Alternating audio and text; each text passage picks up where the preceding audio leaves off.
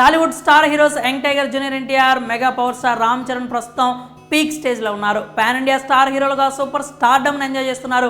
వీరిద్దరికీ లక్షల్లో అభిమానులు ఉన్నారు. తమ సక్సెస్లతో ఒక్కో మెట్టు ఎక్కుతూ దూసుకుపోతున్నారు. రామ్ చరణ్కి రీసెంట్గా అరుదైన గౌరవం దక్కింది. ప్రతిష్టాత్మక మేడమ్ టుసాడ్స్లో ఆయన మైనపు విగ్రహాన్ని త్వరలోనే ఆవిష్కరించనున్నారు.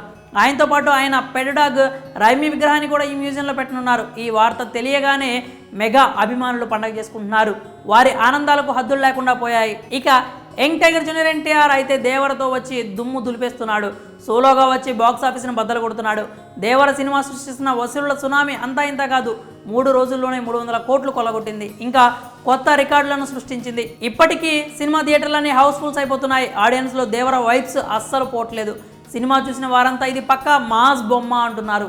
దేవర ఇంతటి ఘన విజయం సాధించినందుకు అభిమానులు కాలర్ ఎగరేస్తున్నారు. దేవర సక్సెస్ని ఒక రేంజ్లో సెలబ్రేట్ చేసుకుంటున్నారు. ఇలా అటు రామ్ చరణ్ అభిమానులు, తారక్ అభిమానులు తమ హీరోల విజయాల పట్ల చాలా సంతోషంగా ఉన్నారు. అయితే ఇదంతా బాగుంది, కానీ కొంతమంది అభిమానులు మాత్రం దారుణంగా ప్రవర్తిస్తున్నారు.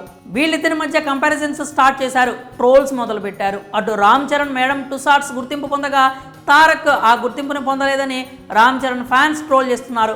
తారక్ని తక్కువ చేస్తూ కామెంట్లు చేస్తున్నారు. అటు తారక్ ఫ్యాన్స్ కూడా తగ్గట్లేదు. దేవర వసూళ్లని చరణ్ కొట్టే సీన్ లేదు అంటున్నారు. చరణ్ సోలోగా చేసిన career biggest blockbuster lifetime వసూళ్లని తారక్ దేవరతో కేవలం 2 రోజుల్లోనే దాటేశాడని అభిమానులు ట్రోల్ చేస్తున్నారు. ఒకరినొకరు చాలా దారుణంగా తిట్టుకుంటున్నారు. నిజానికి తారక్ చరణ్ ప్రాణ స్నేహితులు.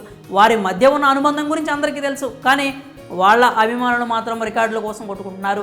వాళ్ళిద్దరూ బాగానే ఉన్నా ఫ్యాన్స్ మాత్రం ఇలా గొడవలు పడి వారికి చెడ్డ పేరు తెస్తున్నారు. మరి ఈ ట్రోల్స్ ఎప్పుడు అవుతాయో, అభిమానులు ఎప్పుడు మారతారో చూడాలి. దీనిపై మీరేమనుకుంటున్నారో మీ అభిప్రాయాన్ని కామెంట్స్ రూపంలో తెలియజేయండి.